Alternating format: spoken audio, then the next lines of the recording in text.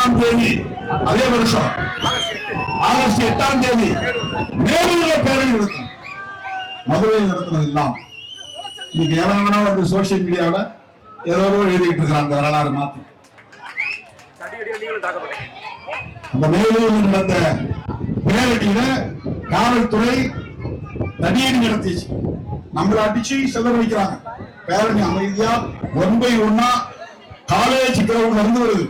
Government arts college அங்க இருந்து நாங்க பேரணி புறப்பட்டுங்க போலீஸ் ஸ்டேஷன் நோக்கி வரோம். பேரணி வந்து முடிய போற நேரத்துல போலீஸ் தடியடி நடத்தி பாதி கும்பல பிடிச்சி பயங்கரமா தாக்குது. அப்ப நான் போலீஸ் சண்டை போனேன். என்ன போலீஸ் எஸ்பிக்கு பாதுகாப்பா இந்த ஆயுத போலீஸ்காரன் என் மண்டைய ஓங்கி அடிக்கிறதுக்கு வந்தாங்க. அந்த எஸ்பி அன்னைக்கு நல்ல வேலை 2 கையாளி தடுத்து என் மேல அடிவிடாம தடுத்தது. ஆனாலும் மேல விழுந்துச்சு, மண்டையில விழல, அடிச்சாங்க. என்ன கோரிக்கை? வன்கொடுமை தடுப்பு சட்டத்தை நடைமுறைப்படுத்தும். இதுதான் கோரிக்கை. இப்படித்தான் போராடினோம். பதுங்கியிருந்து ஒளிந்திருந்து கூலிப்படையிடம் தூண்டிவிட்டு பதிலுக்கு பதிவு செய்யுங்கள் என்று ரவுடித்தனத்தை தூண்டவில்லை விடுதலை சிறுத்தைகள் கட்சி. திருமாவளவன் மேலவளவு படுகொலையை நாடே பேச வைக்கக்கூடிய வகையில் அரசியல் படுத்திய இயக்கம் விடுதலை சிறுத்தைகள் கட்சி. வட மாவட்டங்களில் கிளைகள் ஆரம்பிக்கப்படாத நிலையிலே கூட பல மாவட்டங்களில் விடுதலை சிறுத்தைகளின் எழுச்சி மாபெரும் போராட்டமாக மாறி கடலூர் மாவட்டம் மிகப்பெருமளவிலே இந்த படுகொலையை கண்டித்து பேரணிகள், ஆர்ப்பாட்டங்கள், சாலை மறியல்கள் என்று களத்திலே இறங்கிய மாவட்டம். தோழர்களே, இதெல்லாம் நாம் கடந்து வந்த பாதை. இன்றைக்கு நம்முடைய தோழர்கள் சொன்னதை போல 4 சட்டமன்ற உறுப்பினர்களையும் 2 நாடாளுமன்ற உறுப்பினர்களையும் பெற்று தேர்தல் ஆணையத்தின் சட்ட வரையறையின்படி அங்கீகாரத்தை பெற்ற இயக்கமாக விடுதலை சிறுத்தைகள் கட்சி தவிர்க்க முடியாத ஒரு அரசியல் சக்தியாக எழுச்சி பெற்றிருக்கிறது. தமிழ்நாட்டில் மட்டுமின்றி கேரளா, ஆந்திரா, தெலுங்கானா, கர்நாடகா, மகாராஷ்டிரா என்று சிறுத்தைகளின் கொடியும் வைத்து கிராமப்புறங்களில் பார்க்கிறார்கள். அகில இந்திய அளவில் இந்தியா கூட்டணி என்கிற ஒரு மாபெரும் கூட்டணியில் 28 கட்சிகளோட கட்சியாக விடுதலை சிறுத்தைகள் கட்சி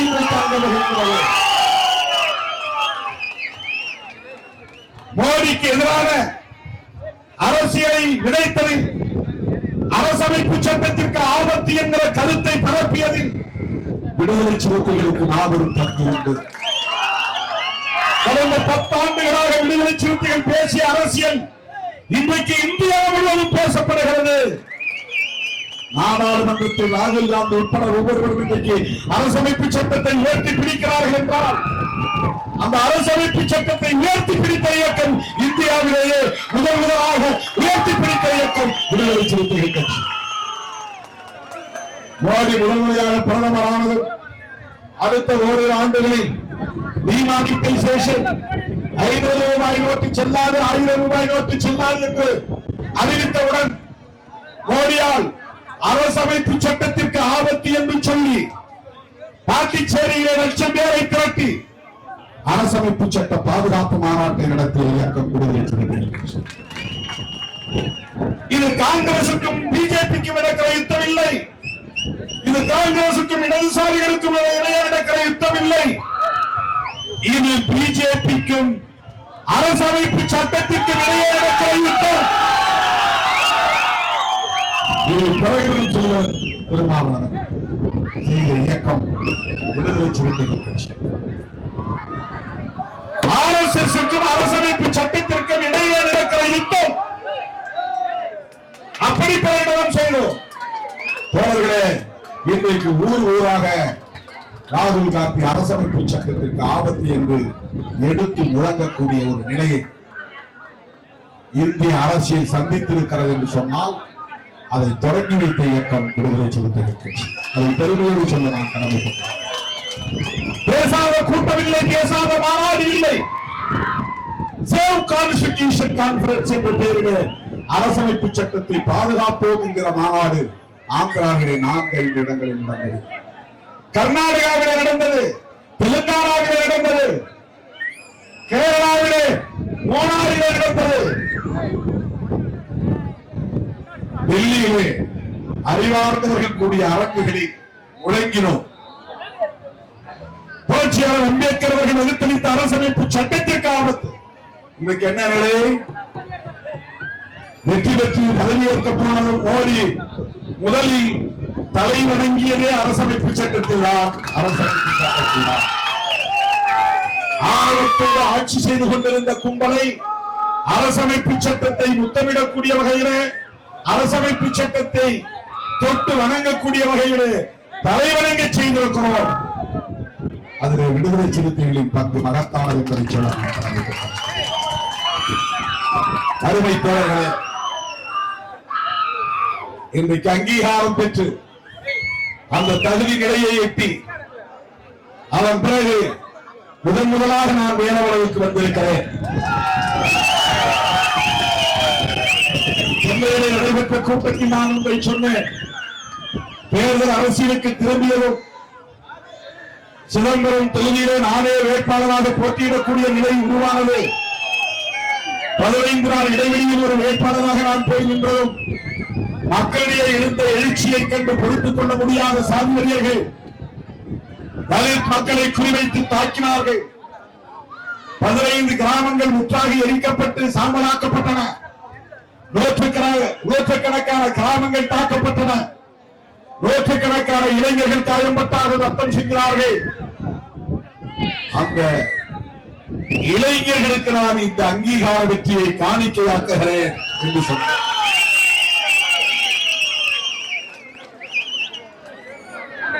அந்த இளைஞர்களுக்கு காணிக்கையாக்கிய இந்த அங்கீகாரத்தை மேலவளவு மண்ணிலிருந்து மேலவளவு போராளிகளின் காலடியிலும் நான் காணிக்கை செய்கிறேன். விடுதலை சிறுத்தைகள் கட்சி இன்றைக்கு தவிர்க்க முடியாத ஒரு அரசியல் சக்தியாக எழுச்சி பெற்றிருக்கிறது. விடுதலை சிறுத்தைகள் கட்சி இன்றைக்கு பாராளுமன்றத்திலே வீசிக்க என்று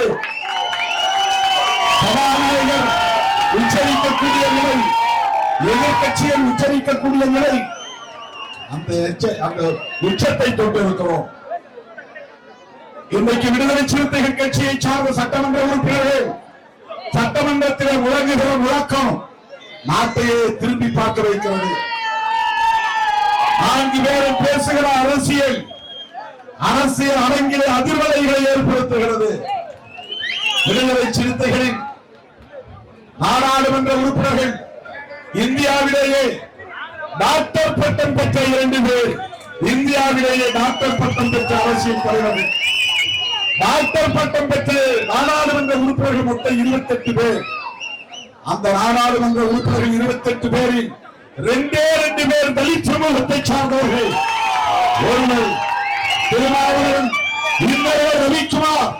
இந்த 2 பேரும் விடுதலை சிறுத்தைகள் கட்சியை சார்ந்தவர்கள். இப்படியெல்லாம் இன்றைக்கு நாடே பேசுகிறது, ஊடகம் பேசுகிறது. இந்த நிலையை நாம் எட்டியிருக்கிற சூழலில் அருமை தோழர்களே, கள்ளக்குறிச்சி நடந்த நச்சுச்சாராய சாவுகளை பற்றி நான் ஆர்ப்பாட்டத்திலே பேசினேன். அதை மீண்டும் பேச நான் விரும்பவில்லை. அப்போது செய்த அறிவிப்பை மறுபடியும் நான் இங்கே மேலுறுதி செய்கிறேன். புரட்சியாளர் அம்பேத்கர் அவர்களின் சமூக நீதி கொள்கைகளை எப்படி நாம் ஏற்றுக்கொண்டு அதை முன்னெடுத்து செல்கிறோமோ அதை போல அந்த களத்திலே சமகாலத்தில் புரட்சியாளர் அம்பேத்கர் அவர்களை தன் தோழனாக ஏற்றுக்கொண்டு சமூக நீதிக்காக போராடினார். 2 பேரும் மதுவிலக்கு உறுதியாக இருந்த தலைவர்கள். ஒருவர் புரட்சியாளர் அம்பேத்கர், இன்னொருவர் தந்தை பெரியார். 2 பேருமே மதுவிலக்கு கொள்கையில் உறுதியாக இருந்தவர்கள்.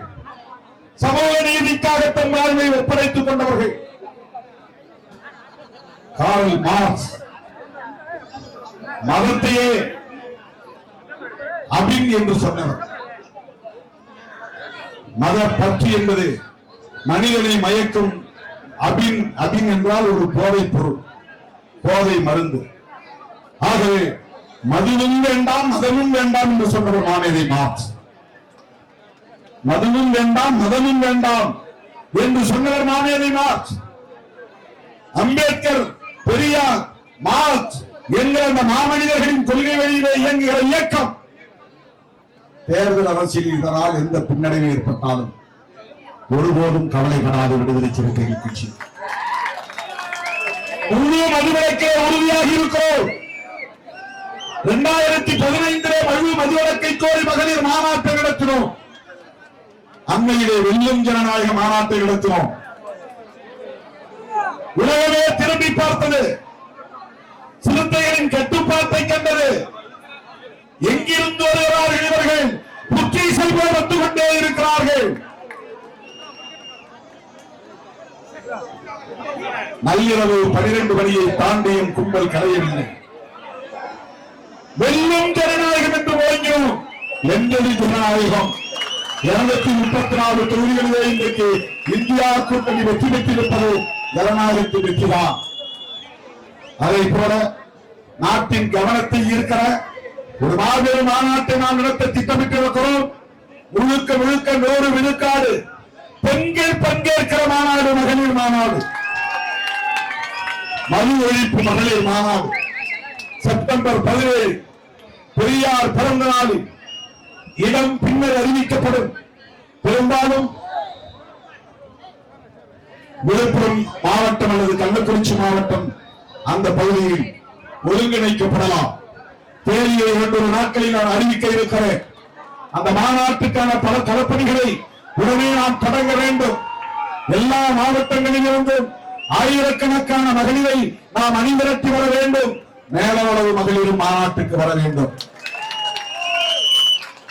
மாவீரர் குடியரசன் அவருடைய தலைமையில் களப்பணியான அந்த 7 பேருக்கும், இந்த பகுதியில் சாதிவீரர்களால் படுகொலை செய்யப்பட்ட தோழர்கள் அனைவருக்கும் இந்த வீர வணக்க நாளில் வீர வணக்கம் செலுத்தி சனாதனத்தை வேறெடுக்க, சமத்துவத்தை வென்றெடுக்க உறுதியேற்கிறோம் உறுதியேற்கிறோம் உறுதியேற்கிறோம் என்பதை சொல்லி அனைவரும் பாதுகாப்பாக வீடு திரும்ப வேண்டும் என்று வேண்டுகோள் விடுத்து விடைபெறுகிறேன். நன்றி, வணக்கம். வீர வணக்கம், வீர வணக்கம். மேல வளவு முருகேசனுக்கு, அரசியல் உரிமை போராளிகளுக்கு, வீர வணக்கம், வீர வணக்கம், வீர வணக்கம், வீர வணக்கம். விடுதலை சிறுத்தைகளின் வீர வணக்கம், விடுதலை சிறுத்தைகளின் வீர வணக்கம்.